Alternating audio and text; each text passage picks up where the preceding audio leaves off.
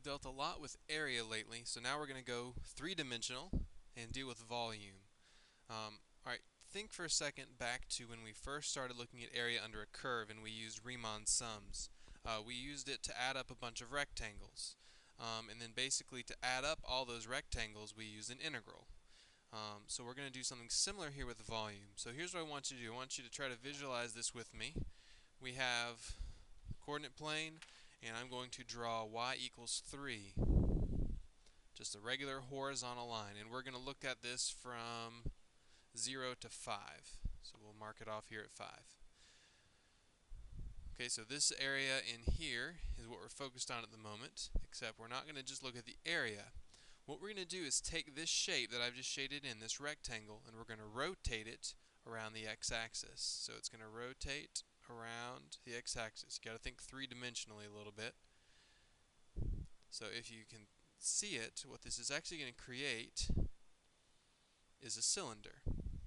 So if it helps you, hold up just a sheet of paper long ways in front of you and just kind of rotate it and see if you can visualize that if you move that really quickly, you actually have a cylinder. So this time, instead of cutting it into little tiny rectangles, we'll actually be cutting it into little tiny circles. Because if you can visualize taking just really thin slices out of a cylinder, that would be a circle. So if you think about it, the area of a circle is pi r squared. So instead of adding up a bunch of rectangles like we did before, we're going to be adding up a bunch of circles. So we need to do the integral of pi r squared. Whenever you need to sum something, you need to add things up. An integral is the way to go. Integrals are the way we add things up.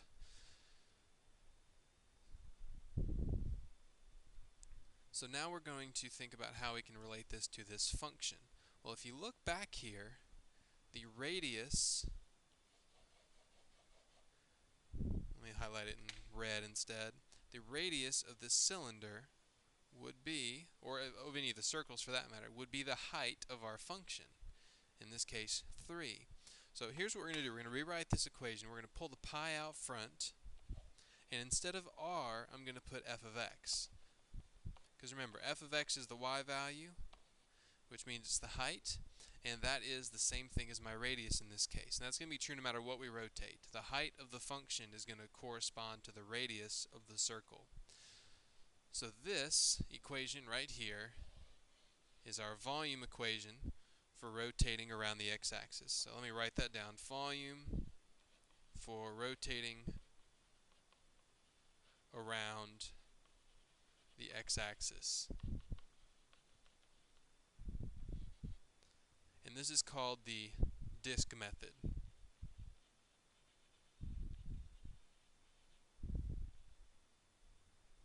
Okay, because basically if you take a slice out of it, it just looks like a little circular disc. That's the reason they call it that kind of method.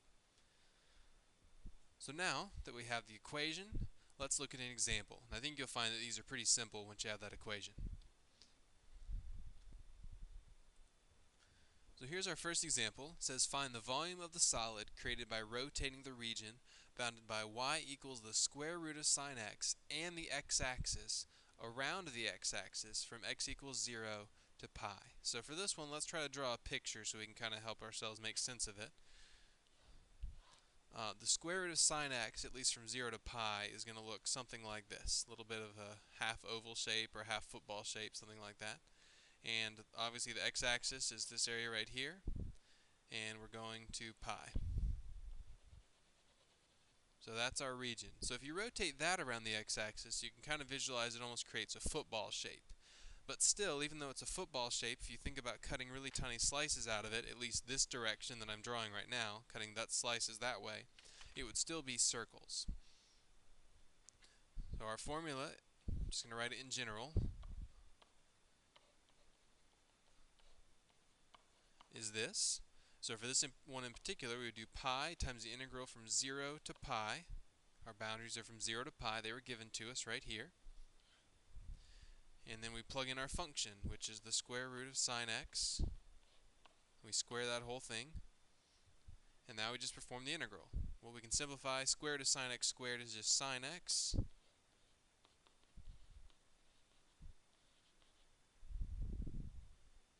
Take the antiderivative. We get negative cosine of x minus negative cosine x. We're going from 0 to pi. And then if you just plug in top minus bottom, you're going to end up getting 2 pi as your answer. So the volume of that region rotated around the x-axis turns out to be 2 pi.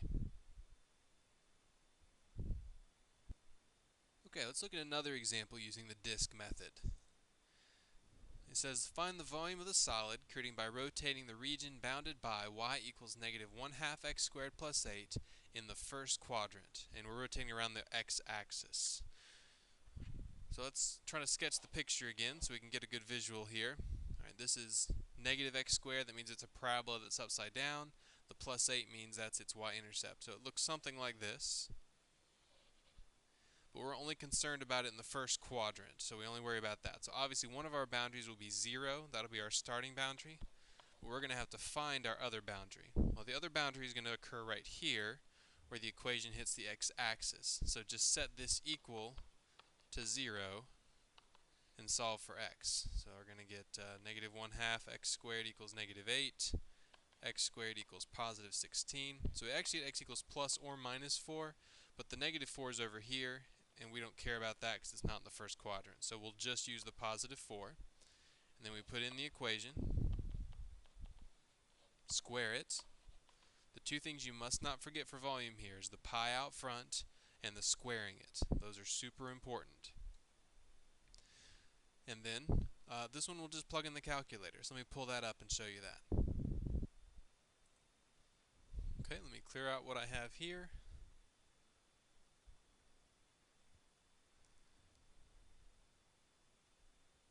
And we're going to do, I'm actually not going to put the pi in right now because I just want to leave it in terms of pi. So we'll stick the pi on our answer at the end. So I do math 9. I need to plug in the function. So start a new parenthesis because we're going to have to square the whole thing. Negative 1/2 x squared plus 8. Close the parenthesis you started and square it.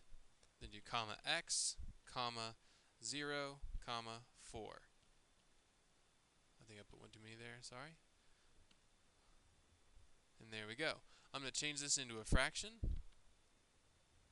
and then stick pi on it. So my answer is actually going to be 2048 pi over 15.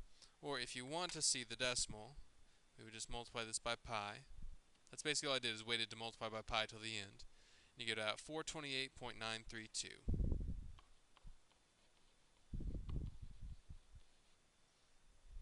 So that is the volume of this rotated around the x-axis.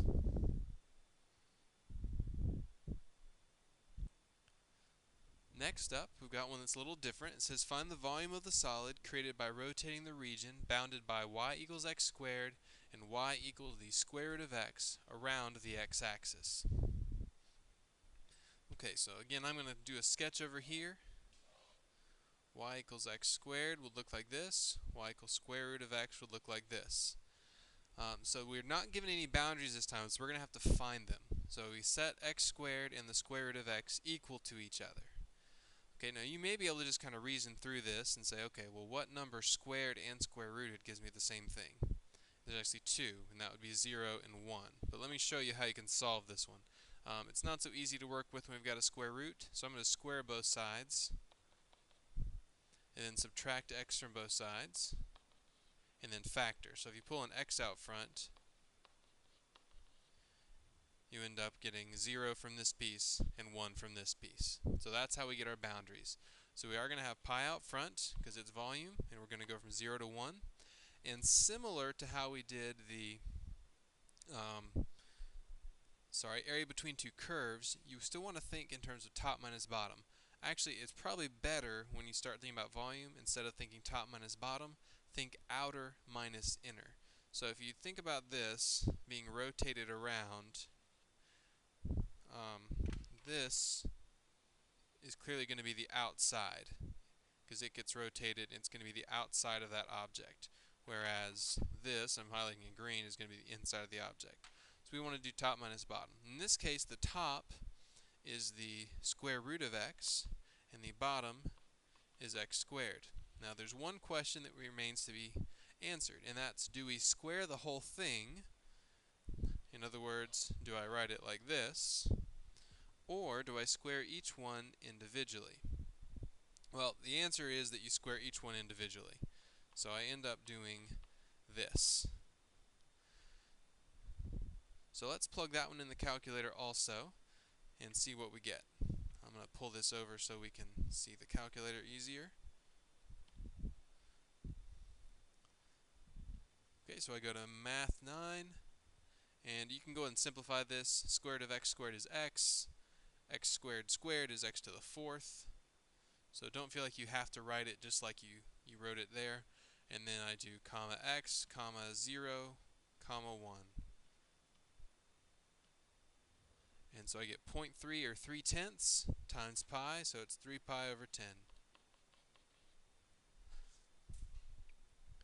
So that would be the volume between those two curves when it's rotated. So this, let me go ahead and write this up. You should write this down. This is the washer method. Whenever you have two equations like this, it's called the washer method. And the reason is a slice would look like a flat metal washer. If you've ever worked with like nuts and bolts and screws and such, washers are little flat metal things that almost have a donut hole in them is what it looks like.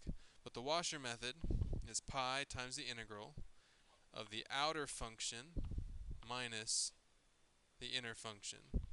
Let me say that better. The outer function squared minus the inner function squared. So it's important to note that each one is squared individually. Because basically, you're finding the volume of the outer one and then subtracting the volume of the inner one, because that's what creates the hole in the middle. So that's why you square them individually. Also, the washer method and the disk method are practically the same thing, because really, whenever you don't have 2, your second one is technically 0, y equals 0, the x-axis. So you just put a 0 in here, and you just end up with the washer, or excuse me, the disk method. So they're really the same thing. Disk is just what you have if it's one equation, and washer is what you have if it's 2. But both of them are what we'll use for rotating around the x-axis, okay? And that's important, for rotating around the x-axis.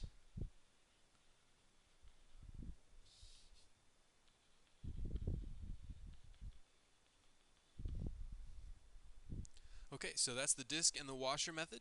I would encourage you to look in your books on page, let me see, 428 for practice. Do number 1 through 9. And you need to rotate around the x-axis. A couple of those actually ask you to do the y-axis. We're obviously not there yet, so just rotate around the x-axis. So regardless of the directions, just do the x-axis.